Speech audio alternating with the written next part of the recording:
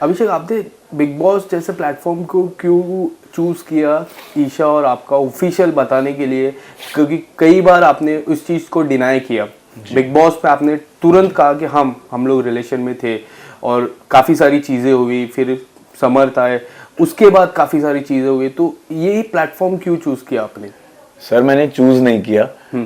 जब मैंने साइन किया था मुझे नहीं पता था ईशा आ रही है, बट जाने से पहले पता चल गया था कि ईशा भी आ रही है। मैंने कहा ओ शिट, अब क्या होगा। तो इन्होंने जब इंटरव्यू लिया था तो इंटरव्यू से पहले इनको मेरे बारे में पता था कि मैं रिलेशनशिप में हूँ। तो इन्होंने पहला क्वेश्चन मुझसे यही पूछा था कि ब्रेकअप क्यों हुआ। तो मैं डिनाई ही नहीं कर सकता था क्योंकि कलर्स की टीम को पता था कि मैं और ईशा रिलेशनशिप में थे उड़ारियां के टाइम पे। तो अब जब पता ही चल गया था, उस टाइम तक मैंने इंटरव्यूज दे दिए थे या इंटरव्यूज चल रहे थे और मैं बताना नहीं चाहता था। मुझे लगता था कि ईशा में भी अंदर उस चीज़ को एक्सेप्ट ना करे, ना बताए, तो मैं क्यों बताऊं, मैं बेवकूफ़ बन जाऊंगा ऐसा। पर अंदर जाके उसने खुद बता दिया और पहले दिन ही वो चीज़ें बाहर आ गई।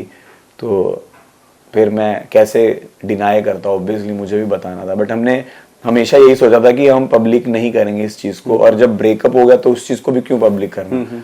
तो बिग बॉस के घर में हो गया, बट ठीक है, अब जो भी हुआ अच्छा हुआ, जैसा भी हुआ।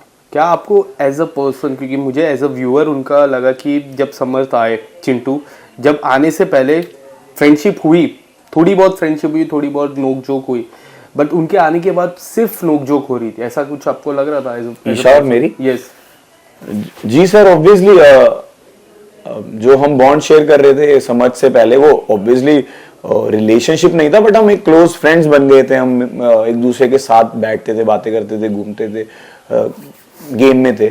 समर्थ आने का ऑब्वियसली वो, मैं उसका एक्स हूं तो मेरे साथ वो क्यों बात करेगी, समर्थ के साथ बात करेगी, तो वो थोड़ा एक डिस्टेंस हो गया था। बट ऑर्गेनिकली हमारी तीनों की भी एक टाइम पे दोस्ती हो गई थी अच्छी खासी, और फिर वो एक इंसिडेंट के बाद वो टूट भी गई। बट ठीक है, जैसा भी था।